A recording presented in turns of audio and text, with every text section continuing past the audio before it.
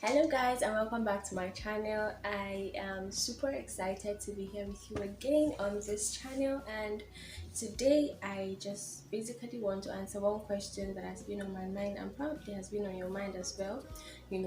Studying the book of Genesis. Let me just go straight to the point. I do not want to go up and down. Let me just go straight to the point. So studying the book of Genesis, I came to an understanding that Adam, while in the Garden of Eden, didn't have to ask God for anything.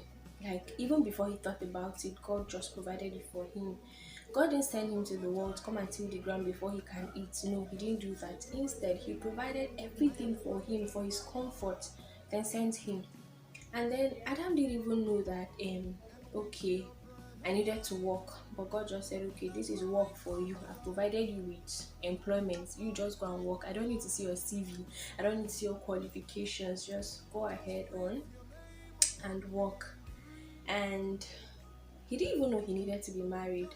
He had no idea. Like, God just said, okay, every other person has a partner. All the animals, they have their partners, but this one has no partner. He doesn't even know. But I know because I'm God who created him, so I'm going to give him a partner. And then God gave him Eve.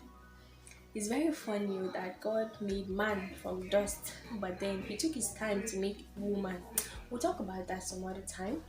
But now, what I'm trying to say is that Adam had he had no reason to ask for anything. So when I read the book of Genesis, I was like, wow. So I don't even have to ask.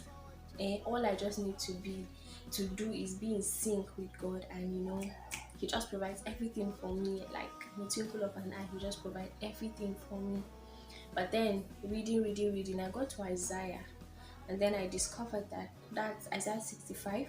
I discovered that God was saying that it will get to a time that there will be no more weeping, there will be no more crying. Lion and goat will sit down, eat grass together. And when I kept wondering, okay, now that we like Adam and Eve lived in a time that they didn't have to ask for anything, but now God is saying we'll get to a time. It means that between when we started asking and the time that lion and goats are going to be eating together grass, that means there is something in between, and that thing in between is asking. Yes, asking, because at some point we didn't have to ask, but later on they are telling us we will get to a point that we do not have to ask. While we are yet speaking, God is going to hear us. So that means in the interval, like between the period of not asking and the period of not asking, you get what I mean? You understand what I'm trying to say, right? Yeah, I know you get. Good. It's a period of asking, and that period of asking is now. And the topic today is, why do I have to ask? Why are we in that period more like of asking? Because when I go to Matthew 7:7, I can say we are the New Testament Christians to an extent because we have the Holy Spirit. So why do we have to ask? Just like Matthew 7:7 said, for me, seeking, it says that you should ask and you're going to receive, seek and you're going to find, and knock and the door is going to be open to you. I really do not have a problem with seeking and knocking, but the problem is with the asking. Like, why do I even have to ask? Why is it that in the beginning I don't have to ask? As in, like, God gave Adam everything, and then towards the end they are telling me that I do not even have to ask. While I am yet speaking, God is going to hear me. Then why do I have to ask now? Why can't everything just follow, a linear pattern? Why do I have to ask now? And I do not want to bore us with a whole lot of stories, but I just want to go straight to the point as to why we need to ask. I had that understanding because sometimes I just like to read the Bible, troubleshoot it, and then God helps me to understand certain things. So while I was busy troubleshooting, trying to understand this pattern that we didn't have to ask before, and then God helped me to understand that you know back then Adam and Eve were living in the presence of God, and then He said, I have made you in my own likeness and image, and then I'm giving you dominion over all things. Yes, He gave man dominion over all things, not excluding Satan. No, He gave man authority over Satan. And then while He did that, He moved further to now say, okay, I need to give these guys gifts. What can I possibly give them? I've given them life, I've given them every other thing. But now, I don't want this man and this woman to serve me because, I created them because they think I am God, because they feel I am almighty and all that. Be- like I don't want them to serve me out of pressure, out of durex, that kind of thing. So he said, oh, what possibly can I give to these people? And then he gave them choice. Well, you might say commandment, but I don't see it that way. I see it as choice, that God gave man choice.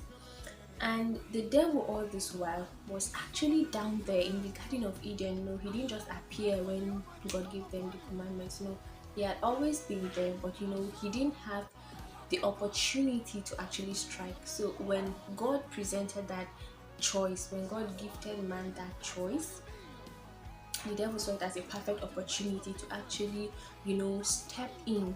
Stepping in for him was actually to make man to rebel against God, because God had already given man dominion over even Satan, and now Satan was mad. I was like, you had given the same people that authority, that glory you gave to me, then okay, I'm going to deal with them. But he didn't know how. So now that he got the opportunity, he said, okay, I'm going to make this same person that you created, you created him and bestowed him with dominion, and I'm going to make this same person to rebel against you. You get? So when he now went, he deceived man. When God said that if you eat this fruit you are going to die, well, they thought it was a literal death, like they would die physically. But then the devil said, don't mind God, you are not going to die. You understand? So they did not understand what God meant, neither did they understand what the devil meant. They were living based on assumption, in that, okay, they thought God said we are going to die physically, but now the devil is saying we are not going to die physically. But they failed to ask this question: how exactly, like what did he mean exactly that we are going to die? Because we are kind of confused. We say we are going to die, the devil said we are not going to die, so what do you really mean? So but they failed to understand that it was actually a spiritual death. So what happened in that garden that they ate the fruit thereof is, they did not take their power, like they didn't take that dominion to subdue the devil. They actually allowed the devil to subdue them in a way by his cunning attitude, so thereby selling their birthright of dominion to him. And that is why the Bible makes us, like, clearly states that the prince of the world, is in charge. So bringing us back to, that's kind of a summary of, the behind the scene from what I understand. So bringing us further to why we need, that was saying, let's fast forward to, why we always have to ask. Now that we've gotten like the background story, so we need to ask because, first of all, an author has been broken spiritually. Yes, an author has, there's a misplacement of author spiritually. So what God was able to do for us back then, remember, one, man has fallen from his place of glory, like he has lost it, he has died spiritually. And then secondly, there's a misplacement of order now. Instead of man ruling over the devil, now the devil now has, dominion, kind of has more rights over man. Now thirdly, God cannot do, it's not like he that made him less of God, but then he can't do all those things that he used to do for man freely before, because man has lost his place with God. So there has to be a, like a like man has to come back to his place of dominion before anything can, go smoothly. Just like Isaiah 65 rightly puts it, that it will get to a point that even before we ask, then God is going to answer us. You understand? So those three things were already there, that man has fallen, there was misplacement of order, and then, man lost his place with God. So if anything must happen really, then God has to intervene. So asking God is actually calling upon divinity to find expression or to manifest in humanity. So asking God is more like the connecting rod that brings him to actually act in the affairs of men. Is not God cannot just barge in on us anymore. He needs our express permission, and our express permission is us asking him to actually do this thing for us. You get me? I feel like, on a lighter note now, I want to paraphrase. I feel this was what happened. Like God met with Adam and he was like, but my son, why did you have to eat the apple? Despite my warnings, I told you this was what this is going to happen to you and all that. Why did you not heed my instruction? Why did you harden your heart? And then Adam was like, this is not my fault. Don't blame me, please. It was the woman you gave to me. By the way, I didn't ask for it. You gave it to you gave her to me, and then she's the one who caused this whole mess. If you're not giving her to me, then we'll not be here. And I felt God was like, what? You mean something I did for you out of love? I gave you this woman despite you didn't ask for it, yes, but you needed it just that you did not know. But because I am God, I know your needs even before you know them, even before you mention it to me. I answer, and that was why I gave her to you. But now you blame me for this thing that happened. All right, no problem. I accept the blame, but here goes the deal. You will have to ask me for everything before I give it to you. Not that I don't know you need it. Of course I know you need it, but then just to be double sure so that this will not repeat itself again. So just go. And I felt that was what happened, and we just need to ask. We just need to ask. You just open your mouth and say, God, okay, I need this. And be like, okay, my child, you've asked me of this, so I'll give it to you and all that.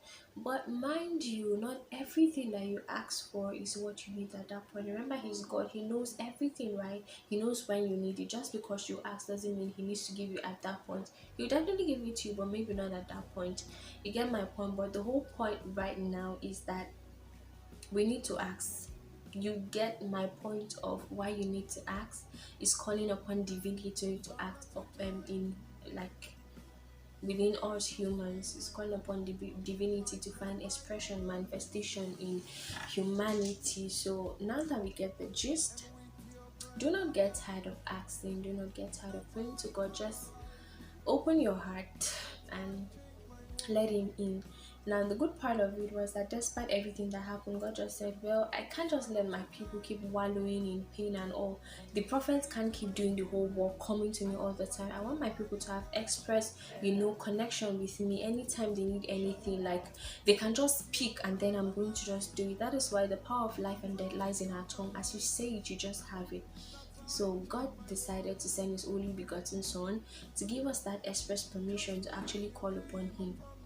Okay, so when you pray in the name of Jesus, and that is what Matthew 2021 I think talks about. So God gave us his son to be like a bridge to reach to him. So please, my advice to you is that prayer is not a monologue, it's a dialogue. So you pray, pray, pray, pray, pray. It seems like your answers are not coming forth. I think you just need to pause and do an evaluation. I pray, pray, pray, but I don't get any answers. Is it possibly because I do a lot of talking, but I don't give God that chance? Just look at it. You call someone and then the person does the whole talking, or let me say, someone calls you and does a whole lot of talking. He doesn't even wait to hear from you, and then he ends the call. How do you even feel? So it's mostly like that with God. So while we're asking him, we should remember to give him time to speak to us, because there might be instructions he'll be giving us in order for us to get those answers that we want. So I just want you to know. I want to remind you. I'm sure you know, but I just want to remind you that sharing a video is free, subscribing is free, liking it is free, commenting is free. I'm sure that there are one or two things you want to say. Probably I said something that I shouldn't have said, or I was wrong with something I said, or you want to get more light, more understanding. Please, I am everly available. Okay, so just feel free. That is why I'm saying all these things are free. Stop holding the word tight to your chest. Just let it go. All right, so thank you so much for staying with me.